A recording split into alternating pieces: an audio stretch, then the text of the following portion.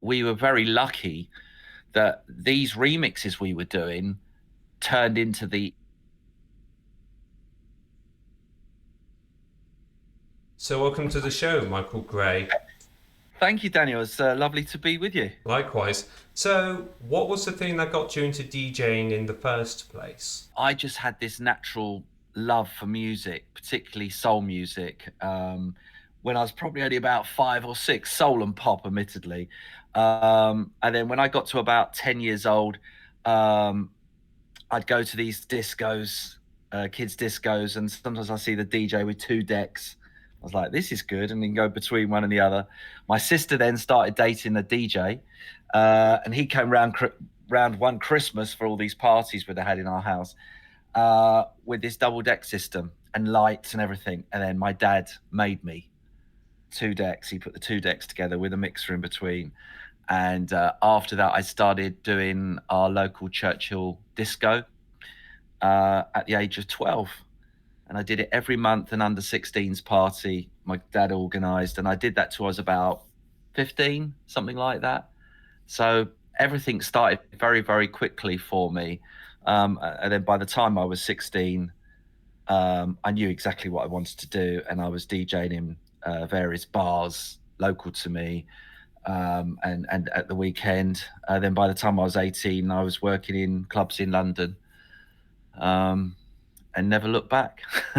So, You worked in clubs until 18, and then you eventually transitioned into starting. Your company was called Full Intention, wasn't it? yeah, so I did it before I set up Full Intention with my business partner then. I said business music partner, John Pern. I was doing a lot of things called mega mixes in the 80s. It was very popular to have records mixed together, then released. Hit mix this and hit mix that. And I worked for a company called DMC who represented me, Disco Mix Club, which is still going to this day. They do a lot of the DJ championships, where people are scratching the records and all that sort of stuff and mixing it up. Yeah, so I did that, and then it got to about 1990 where I had a hit with one of these. Went top 2 in the UK, called the Brits 1990, and then after I felt like I'd gone as far as I could mixing together other people's records, I then wanted to make my own records, which was about 1991. I had a pseudonym called Greed, then another one called Hustlers Convention, then Full Intention. We set up in about 1994, and that's when everything started changing. We felt like things were starting to progress. So yeah, What was the progression like? yeah, it was just amazing, absolutely amazing. I think what we did this. We did Full Intention, and we made out that we were American producer DJs, because our sound was more, I think at the time, was more American, less European, certainly less UK. It was kind of soulful, but it had quite a drive to it. So we pressed up all our records in New York, and we gave ourselves different names. So if you look on our first few releases, it will say Full Intention, then it says produced by Curtis Silvers, that was me, and John Pern, sorry, and Herb Scott, which was John, and and it worked. We had everybody from Tony Humphries to Armand Van Helden to Pete Tong playing it. So that was 1995, and then all of a sudden we started getting remix offers. We did Duke, So in Love with You. It wasn't actually offer. We asked to do it, and and then everything just snowballed. We all of a sudden record companies from America were getting directly in touch with us and saying, "Will you remix Beyonce, or will you remix this, or will you remix that?" Was it Beyonce? No, J Lo. Sorry, we might have done Beyonce, but we're talking about 20 years ago, so I don't think that's possible. But and then that just opened the floodgates, and we'd never seen anything like it. We suddenly were DJing a lot more, but back then the budgets for remixing records were, so much better than they were now. And we had budgets where we could record live strings, score them for these remixes. They weren't just a remix, they were a lot more than that. And then we were very lucky that these remixes we were doing turned into the A side, and then the videos were cut from it. So our mix became the main mix, the commercial mix, which was kind of unheard of then. You didn't normally, a remix was just an alternative version, and a record company would always go with the whatever they had, and these were getting flipped, and so it was kind of, that was quite an exciting time for us. We're thinking, oh wow, we've now become the main mix. So yeah, it was good. It was good taste. You said in an interview for DJ Mag, was it a few months ago, last year, something like that, that you got so sick and tired of it due to creativity. What were some of the other issues that came with just remixing the same tracks over and over again, or was it just purely a creativity thing? Creativity mainly. The money was good, but it just shows in this industry that it should never be about the money. It should always be what's in your heart. And when you feel as if, we were having people, record companies, A&R, please remix this, please remix that song, and just do it like the last one. And then after a while, you just think, oh, no, the creativity is going. And it's so nice to sometimes just start with a brand new backing track, slightly different style to maybe how you've been doing things, getting a vocalist in, writing together, and the track is yours, as opposed to when you keep remixing other people's records, it's never truly yours. Yes, you get kudos from other DJs, but the general public that go and dance on the dance floor, they don't know that you've turned that record into something amazing. They don't know because they just see the artist. They don't see the small credits. Yeah. So after a while, you feel we're not quite getting the kudos that we would like. I think that's, yeah, the credit that we'd like. Yeah. I get what you mean. It's more they're getting the credit for what you're doing, although you're just tweaking it. Yeah. And I actually remember being at a lunch for a dinner for Defected. We were playing a Defected party, and I was sitting next door to Bob Sinclair, and he said to me, "Michael, you just got to stop fixing other people's records." I was like, "You have a point there," and that's kind of one of the things that I thought, yeah, it is time. And I was thinking that anyway. And then not long after that, I went off, and John and I, we started doing few separate projects together. We still did a few things, and I just decided I come up with a pseudonym, which Simon Dunmore at Defected called M, as in Michael Gray, and he released on Defected. Then just after that, I then went on to sign to iIndustries. They were a management company, and they said some of these demos I'd made would make really good sort of a track for a band to actually play. So I put together a band called Portobello. We signed them to Island Records. I literally took a year off to do this kind of post-punk disco sound, and MTV recorded The Journey as well, funny enough, because they won this Battle of the Bands. And yeah, it was amazing. And at the end of that, I then went back to making house records again, and that's how The Weekend was born. So, I wanted to ask about The Weekend because that hit. Didn't that hit number 7 in the UK charts? yes, Yeah. And yes. you also ended up on the top of the pops, and I did see that video yesterday of you on it. I was like, A little bit of me at the end. I don't even want to go there. experience like just making that from start to finish. And when you played it on top of the pops, what was the experience like being on stage as opposed to being off stage behind the scenes? Yeah, you are out of your comfort zone, as you'll probably find a lot of producer DJs when they suddenly get thrown onto a stage. You're out of your comfort zone, because I'm sitting in my studio now and I just feel completely like it's the best spot in the world. But there is different. However, I really enjoyed it. To be quite honest, I actually enjoyed the day going to the BBC Television Centre and walking around, and it's quite funny. And I remember seeing Kylie on the stage opposite, thinking, "Oh wow, with royalty here," and all these groups. There's Wet Wet Wet we saw in the green room. I remember thinking that, and just it's just amazing day. And I loved every minute of it. But it was live, and back then doing a live show as well, there's no error for it going wrong. And it was lovely to have Shenna sing, and I think we had the dancers on. I think we had the dancers on as well that we used in the video. I think we had 3 of the 4. I can't remember, but it was brilliant experience. You know, it's not something I'd want to do all the time, but you do it. If you get opposite offered Top of the Pops, especially back then, it was like so huge. It was massive. You don't turn it down and go, "Oh no, I'm not doing Top of the Pop." You do it, and you make it work.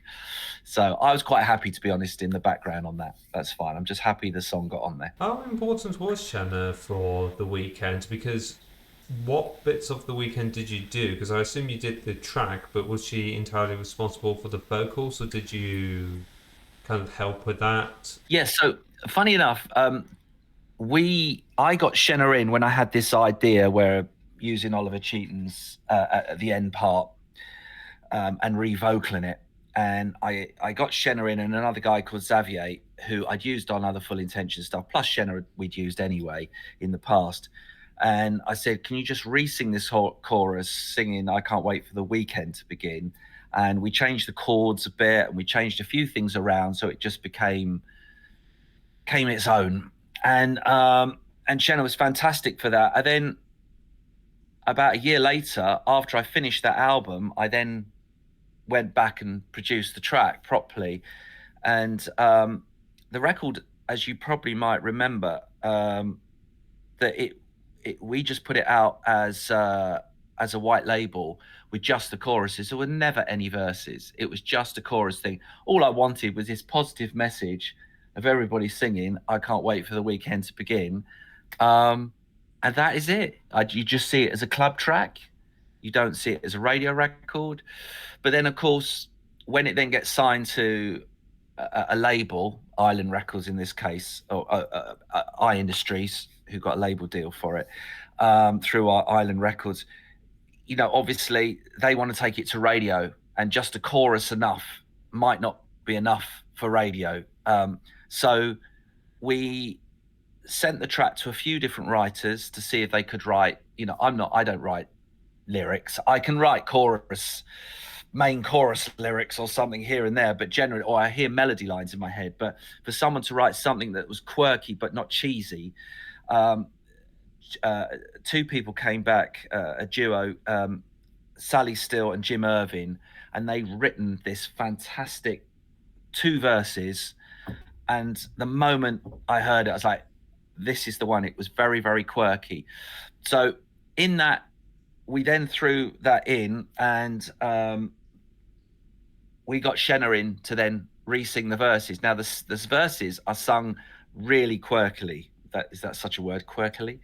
By Sally. She had written those, and they had a real twang to them, which is, so we had to get Shenna to copy that style. That's not Shenna's normal style. But we kept Sally in. So actually, in those verses, there's Sally is in there, and Shenna singing that line. Especially when you hear the blow, blow, blow, that's Sally.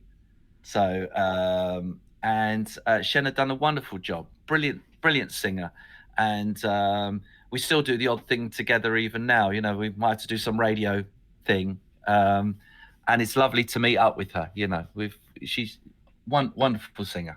Yeah. You did that in 2004, and then you eventually, what, 2018, you decided to go back into your solo career. What did you do in between the period of 2004 to 2018? Because that's a 14-year.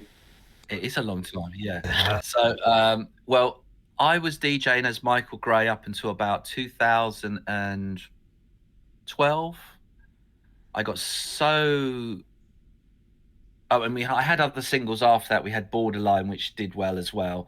That went top 10. And then a few other things. And I had made a whole album. But unfortunately, the album didn't get released because the 3rd single, called Somewhere Beyond, featuring Steve Edwards, didn't get on the Radio 1 playlist. So the record company decided to hold back and to see if I could do another mix of it, or we could do this, or we do it. And then the years started slipping by, and music was starting to change. Everything was starting to get very electro. And of course, the album was an electro album. It was a house and sort of, I don't know, sort of house, disco, whatever you'd call it, sound.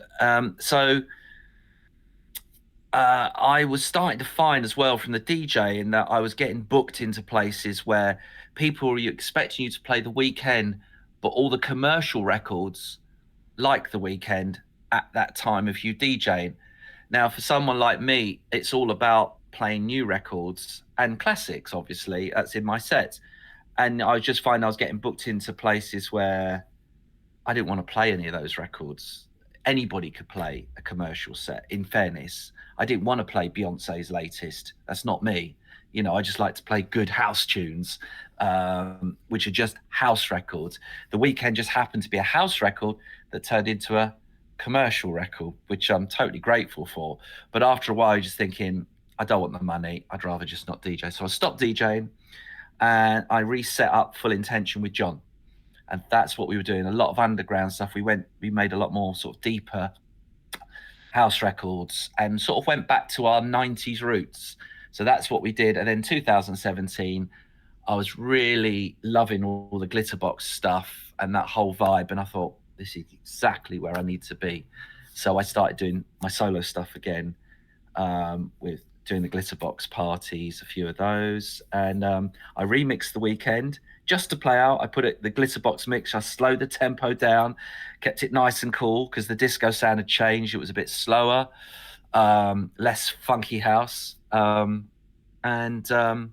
yeah, from there I then did remix it again one more time, and I made a sultry remix where I put live strings on, and we did that for the 20th anniversary, which was it 15th anniversary, sorry, which would be about 2019, I think. I think that's about right, something like that, 2020. What makes a good song remix? Because you've got to change it to where the original's still there for people to go, ah, that's what this song is, but change it enough to where something slightly different. Yeah, are you talking about one of my own records or anybody's record I'd remix? General, really. I mean, you can. I'm more than happy for you to answer with your own records. Yeah, I mean, to me, if someone sends me a record to possibly remix, I listen to the chorus first of all, and I think if it's melodically strong, then I've got something. It's the most important thing.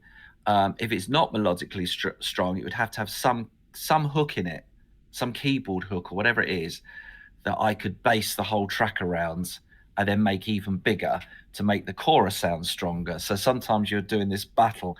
If it hasn't got either of those elements, then I just wouldn't do it, even if someone offered me a lot of money. I just wouldn't do it. And I'm quite happy if someone just sending me an a cappella, just the vocal on its own. That's enough for me. I can hear, or at least I can try out some chords to see if I can make it sound better than it is, or as an alternative version to what it is. Um, and yeah, it really depends on every single one. So you've got you now host your own show on the radio, and you take some of those songs. As I listened to one of them, I think it was yesterday or Sunday. One of your shows, and I noticed that quite a few of the tracks were remixed by you. How did you get your own radio show? Okay, so my soul, I was approached about 2019. I was at a music do, and I was introduced to a guy called Brian Power, who was part of the My Soul team, management wise. And he said, I would just chat. I said, I'd love to do a radio show. Um, I've never done one. I think I stood in once on Kiss FM years ago, and he said, "Come along to My Soul. Come and see us. Come on my house." They had My House and My Soul, so I went down to see the guys, and he said, "Yeah, we'll give you a Wednesday night just like that," and told me, I want this, and this in terms of how we like it to be formatted. So I did that, and then about a year later, they switched me to My Soul and gave me a Saturday night, which to me is like, I love doing it. I absolutely love doing the My Soul show. It's only once a month. It's at the end of the month. That's all I've really got time to do. I find it's really built up a nice crowd, who will come to gigs and stuff, which is good. Knowledgeable crowd. And with your other question about remixes I've done that will appear on that show, there are records that I just like, and I think I want to remix that, so I just do it just to play out. No one's asked me to do it.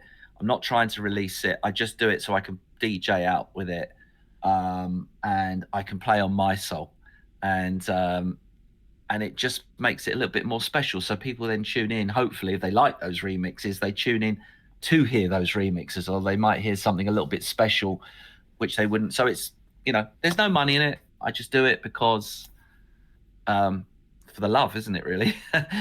Sometimes those remixes, admittedly, someone said, if a record blows up and it quite big, like Jamiroquai, Space Cowboy, I did that. I was offered the multi-track by the drummer, Derek McKenzie. He had the multi-track, and I said, "Yeah, I'll do that." And then that blew up, and he took it to Jamiroquai's manager, and then the next minute Sony rings me up and says we'd like to release it. But I didn't plan on that. I just did it because I just thought, I'd like a different version to play out. That was all. That's actually quite interesting to hear that Sony wanted your remix. What is your criteria for selecting which song you remix? In terms of just records that I like, that normally I don't know. It's really fun. Some could be nostalgic reasons. So, a lot of the records I choose tend to be records that were in the 70s or 80s, and not they didn't have to be massive records. They just feel they might have a groove that's in them that I think, oh, there's a bit there. If we just loop that up and, moved a part of the vocal from there and put that on the top of that, looped it up, and I think that could really work, as to get the dance floor going. Because to me, for a remix, it's got to groove. The bass line has got to be completely on point. And if I hear something like that, then sometimes by doing that, it molds into a good remix. Well, hopefully, one recently I did was Cleo's Soul. She's an R&B soul artist, brilliant album, and I just was listening to the album and I just heard this track "Life Will Be," and I thought this is so good. But the tempo was about 100 beats per minute, and I thought I could never play that in the house club where I'd normally play.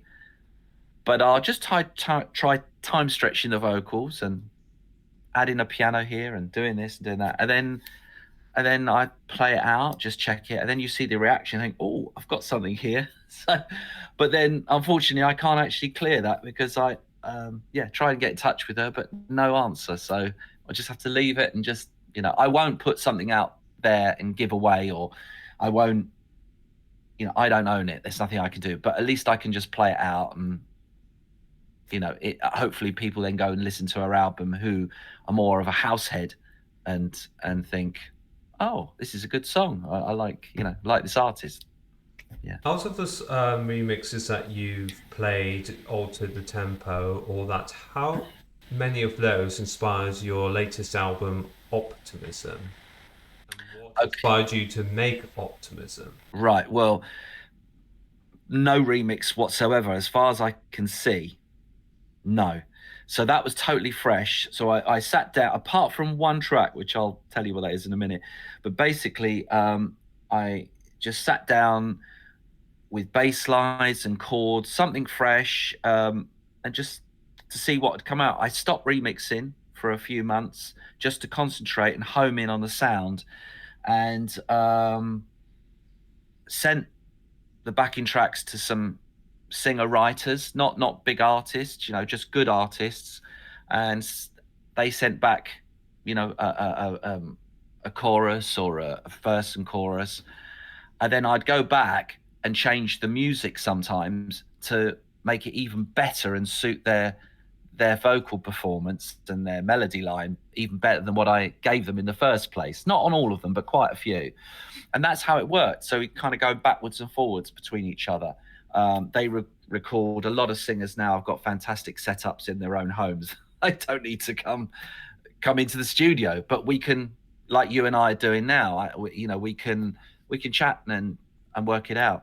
So that was that. It was very organic. There's one track that did start out as kind of a remix just to play out, which was um, George Michael track, which was called "As," with Mary J. Blige, I was offered a friend of mine, Philip West. He had the multi-track, and I said, "Can you just send me that bit which loops up?" And I know other people have done it in the past, but I just wanted to kind of like do a sort of a disco house version of it. And I looped it up and I thought, this good, and yeah, this works. Then I played it out at a residency I've got in Leeds called Downtown Disco, and then I watched everybody looks like they levitated off the dance floor when it all dropped back in. I was like, oh, I think I've got something here. Okay, I'm never going to clear this George Michael. So I got in touch with a fantastic singer called Kimberly Brown. She used to be part of Sounds of Blackness, and I know she's got a fantastic gospel crew around her. And I said, can you re-sing this over this backing track? And so she recorded that out in I think she's in Minneapolis, and sent it back. I was like, bingo, this sounds really good. So and then it took a year and a half to clear the publishing with Stevie Wonder, which we finally cleared. The track had to be renamed to Fly Away, and that is the only one that is kind of like a cover version, sort of a cover version. The rest all are original, including the ballad. That I always wanted to put a ballad on there, a slow track, very down tempo. I like a lot of artists from like Stylistics, Shy Lights, a lot of Tom Bell productions. He's a brilliant writer. I like a lot of that stuff, but I also like a lot of Bruno Mars and Soul Sonic and all that kind of stuff. So for that particular track on the album, the slow one, All I Need Is You, was a kind of a hybrid between the two. So I kind of wanted to not be too old school, but at the same time have a slight nod towards those guys as well, because I think what they do is brilliant, real soul sound. Really quick, you mentioned about clearing tracks with other artists. Why do you have to do that? Okay, so the one I had to clear is you've got two parts. You've got the production side and you've got the writing side. And the writing side um,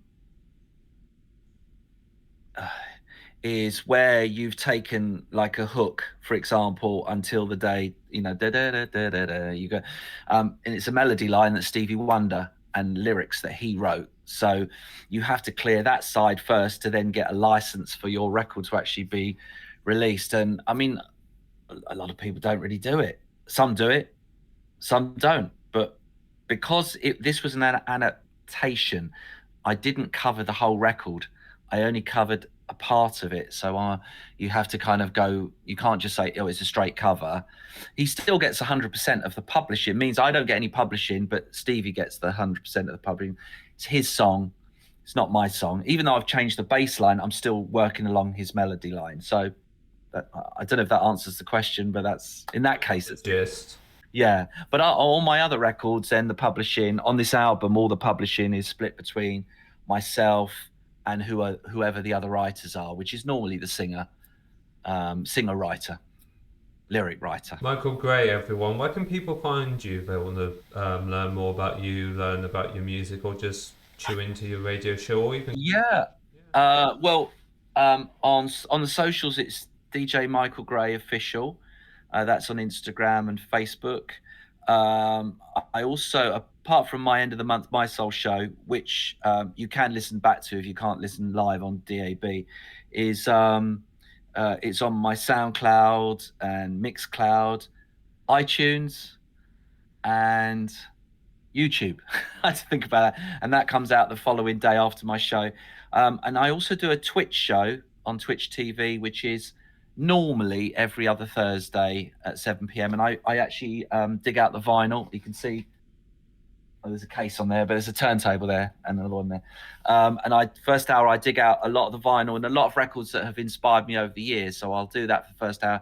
Then the second hour, the USB sticks go in and I play all my new releases or remixes and tracks that I want to test out. So normally Twitch is where you hear all the trial remixes or productions, and because they're a great crowd, because I can see the feedback coming up on the screen. So if it's like going really fast and people are going, oh yeah, I like this, I think yeah, I might have something here, and I can go back to the studio, tweak it. Um, Otherwise, that's probably the main things. Otherwise, I'm DJing a lot over the summer. I'll be playing for Glitterbox at High in Ibiza at the end of July. Jersey next week. Yeah, all over the place, really. So, yeah. Michael Gray, everyone. Thank you for watching. If you enjoyed that episode, then we've got the entire playlist here. We've also got clips here. Subscribe for more, and I'll see you next time.